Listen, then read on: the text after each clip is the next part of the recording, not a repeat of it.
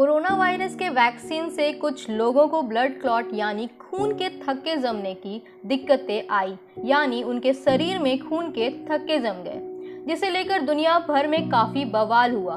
Vaccine पर कुछ दिनों के लिए अस्थायी रोक भी लगाई गई थी, लेकिन अब वैज्ञानिक इस पहेली को सुलझाने के कड़ी तक पहुंच चुके हैं।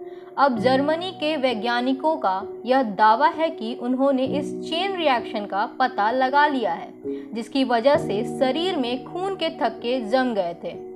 बता दें कि जॉनसन एंड जॉनसन और एस्ट्राजेनेका वैक्सीन लेने के बाद कुछ जगह पर ब्लड क्लॉट के मामले सामने आए थे। यूनिवर्सिटी हॉस्पिटल ग्रिफ्सवाल्ड में institute immunology and transfusion medicine के प्रमुख डॉक्टर एंड्रियास ग्रेनेचर और उनकी टीम इस मामले पर अध्ययन कर रही थी, और डॉक्टर एंड्रियास ने कहा, चेन रिएक्शन में कुछ प्रिजर्वेटिव वैक्सीन के कुछ प्रोटीन जिम्मेदार हो सकते हैं। इसकी वजह से ही लोगों में खून के थक्के जमने के दुर्लभ मामले सामने आए होंगे। दोनों वैक्सीन के साथ खून के थक्के जमने की संभावना एक ही मैकेनिज्म काम कर रहा है, क्योंकि दोनों ही वैक्सीन एडिनो वायरस को मॉडिफाई करके बनाई गई है। यह मेरी तरफ से प्रस्तावित एक अंदाजा है, क्योंकि यह दोनों ही वैक्सीन एक ही आधार पर बनाई गई है, इसलिए दोनों के साथ यह दुर्लभ समस्या सामने आ रही है।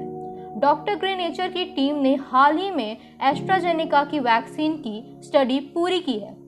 इसके बाद जॉनसन एंड जॉनसन वैक्सीन की स्टडी शुरू कर चुके हैं। स्टडी के मुताबिक एडिनो वायरस ऐसे वायरस के परिवार से है जो इंसानों में सामान्य सर्दी जुकाम का जिम्मेदार होता है, लेकिन वैक्सीन के उपयोग के लिए वैज्ञानिक इसे मॉडिफाई करते हैं, यानी कि इसके स्वरूप में बदलाव करते हैं। जॉनसन एंड जॉनसन ने अपनी वैक्सीन में एडिनो वायरस यानी AD26 का उपयोग किया है, जबकि एस्ट्राजेनेका ने चिंपैंजी में मिलने वाले एडिनो वायरस का उपयोग किया है।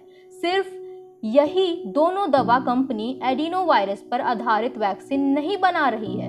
एस्ट्राजेनेका और जॉनसन एंड जॉनसन की वैक्सीन के वजह से यूके में ब्लड क्लॉट के मामले सामने आए थे।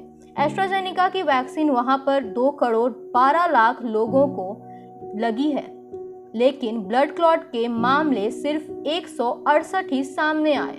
अमेरिका में जॉनसन एंड जॉनसन के 90 लाख डोज दिए गए, लेकिन खून के थक्के जमने के कुल 28 मामले सामने आए, यानी खून के थक्के जमने वाले मामले बेहद दुर्लभ हैं। हालांकि यह सब के साथ नहीं होता है।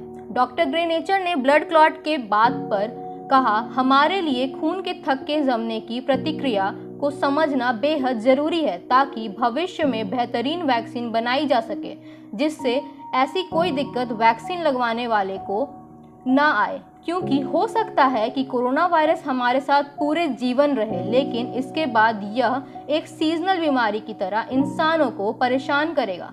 डॉक्टर ग्रेनेचर ने आगे कहा कि वैक्सीन में मौजूद प्रोटीन शरीर में जाते ही एक प्रतिरोधक क्षमता विकसित करने के लिए संदेश भेजती है। इसके साथ ही वह तुरंत पूरे शरीर में फैल जाती है। एस्ट्राजेनेका वैक्सीन के मामले पूरे शरीर में एक तेज प्रतिक्रिया होती है, जो स्थली डायनेमिक टेट्रा एक्सिडिक एसिड यानी EDTA की वजह से होती है। यह वैक्सीन में डाला गया एक प्रिजर्वेटिव है। यह आमतौर पर सभी दवाओं में पाया जाता है। यह एक स्टेबलाइजर की तरह काम करता है। डॉक्टर की टीम ने एस्ट्राजेनेका वैक्सीन के अंदर 1000 प्रोटीन्स खोजे हैं। यह सारे प्रोटीन इंसानों की कोशिकाओं से ही ली गई है।